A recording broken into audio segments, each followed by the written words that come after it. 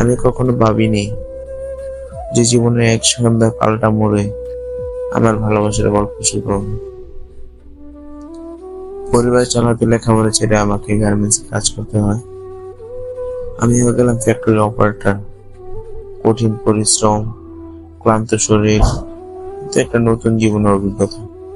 আপনারা তো হয়তো অনেকেই জানেন না গার্মেন্টসে কতটা কষ্ট। এখানে জীবনের অন্য রং আসতে শুরু করলো। আর একদিন অফিসের লিফটে আমি প্রথমবার একটি মেয়ের সঙ্গে সাক্ষাৎ করি। তার নাম জানা ছিল না, আর কিছুই জানা ছিল না। শুধু তার হাসিটা দেখেই আমার জীবন যেমন থমকে গেল একদম। সেই মুহূর্তে আমার জীবনে এক আলাদা আবেগ জাগ্রত হয়। কিন্তু তখনও আমি জানতাম না ওকে নিয়ে আমার পরবর্তী যাত্রা কি হবে।